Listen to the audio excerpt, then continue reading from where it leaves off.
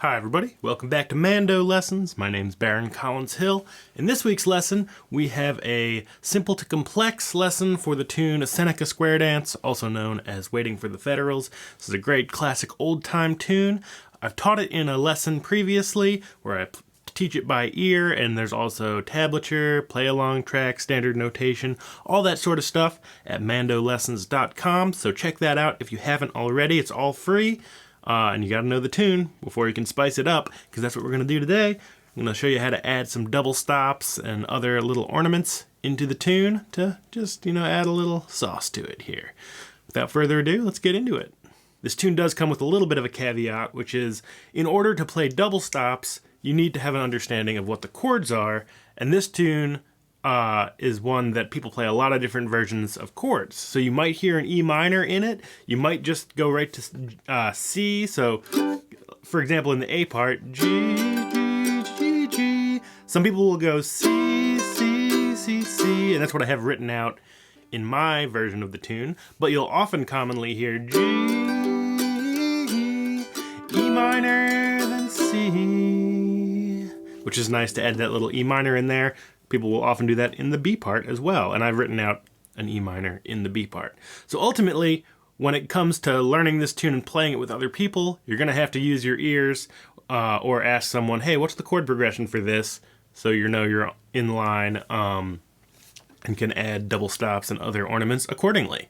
All right, with that caveat out of the way, let's jump into it. All right, I'll play it through once as written and then start adding in some double stops. I am going to be using some E minors in here.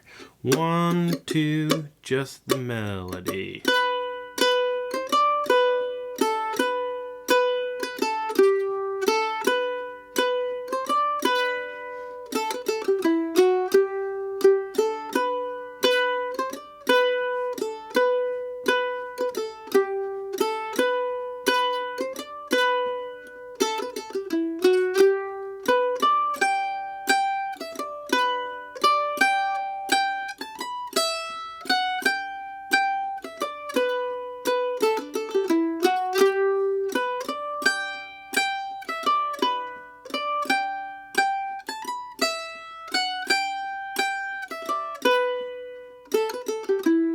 Alright, so it's in G, nice big G chord there, E minor,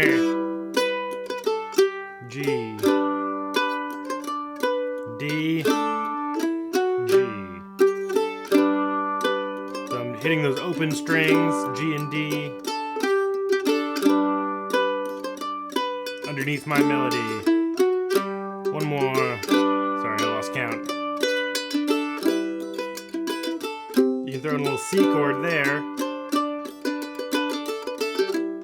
B, big G chord, E minor,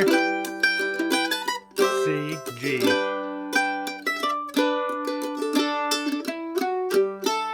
Big G,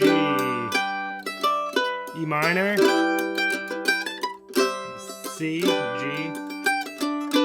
D, again. Big G chord without the high E string. D. Let's get that E minor in there. G, E minor, C, G, D, big G, E minor, quick C, G, D.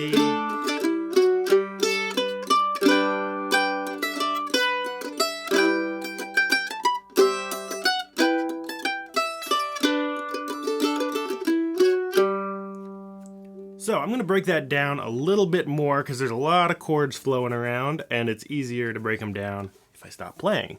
So starting out, essentially the main aspect of embellishment that I'm doing here is you could think of it as adding double stops or even just kind of turning it into a chord melody just because the tune lays out really beautifully on the mandolin. So instead of that first phrase going, we're going to add the G and D strings underneath.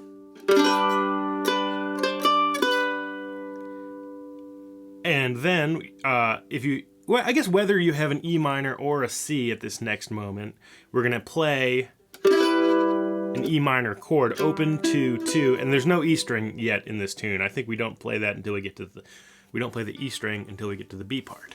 So G, and then E minor. And that E minor, for the chord nerds among us, is actually going to work whether it's over an E minor or a C, because if it's over a C chord, the melody, what I love about having a C chord when it goes G, G, G, G, C, sorry, C, G, G, G, G, C, you get that really nice colorful sound. The melody is a B and the chord is a C, so it creates a C major 7. And this is actually, this E minor chord has 3 of the 4 notes of a C major 7. So you can just use that, whether it's an E minor or a C. If you know it's a C, you could add 5th fret on the G string with your ring finger. And I do 5-2-2. It's a little jazzier if you really are hearing a strong C chord there. All right, so we have G, E minor, back to G, and then we have this D. The melody's on an open A, and I'm gonna add 2 open underneath that first A. You can kind of cheat and use a different finger. And then it goes back to G. So let's loop that a little bit.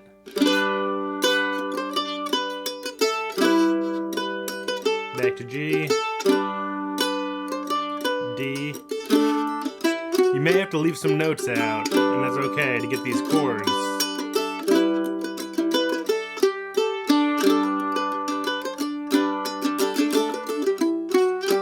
B part starts with the big G chord all the way across, probably the first chord you ever learned. And now, same idea, we're going to play an E minor the second time. Same sort of melodic idea, but with an E minor over it. So this is our classic E minor, open G, 2-2, open is the first E minor I learned, but some people learn it with that 3rd fret on the E string. We're gonna use that 3rd fret because that's the melody note. So we have da, G, and then E minor, open 2-2-3. And then we're gonna go to a C. So E minor, and then a big C chord with that open E being the melody, and then back to G, and that D move, and that's the whole B part. So we have E minor, quick C, G, D, again, E minor, quick C, G, D,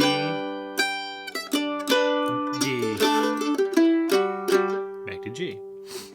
All right, so let's play it through A, B, B once, and then I'll send you on your way. Hopefully you can pick up a couple of these little things. It definitely takes time. Play it nice and slow. Think about these chord names as you're playing through it, and that'll help you out a lot.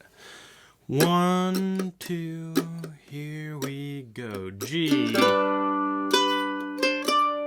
E minor,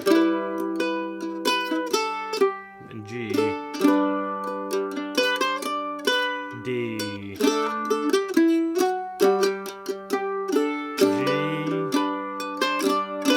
E minor,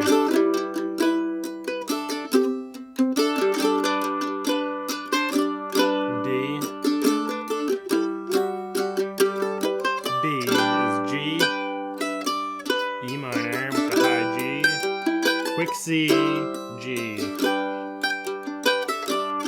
D,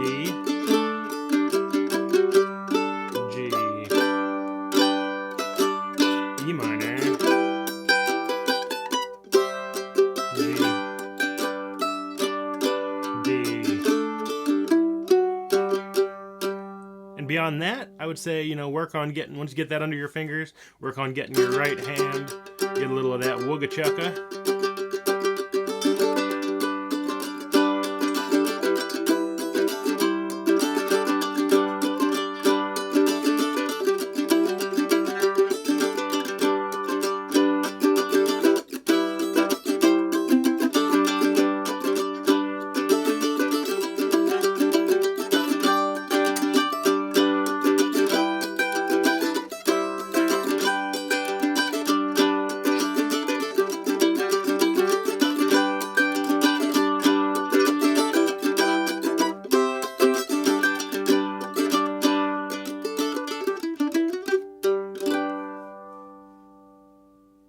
right, there we have it, a little simple to complex on Seneca square dance.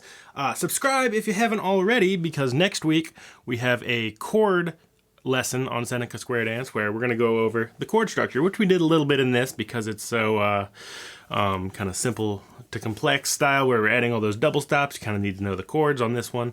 But come back next week, we'll get the chords under our fingers, and then the week after that we'll have a play-along jam where we can all jam out on this tune. I'll play the melody, you play the chords, I'll play the chords, you play the melody, and we'll have a good old time. Thanks so much for watching. Subscribe if you haven't already. All my lessons are always free, but there are a couple ways to donate, which continues to help make this YouTube channel possible and helps me do what I do. There's Patreon link where you can get access to lessons early, patron-only live streams, things like that. There's also a simple PayPal link where you can do a one-time or monthly or donation, and that really helps out the channel. I appreciate you considering it. Thanks so much for watching. See you again soon.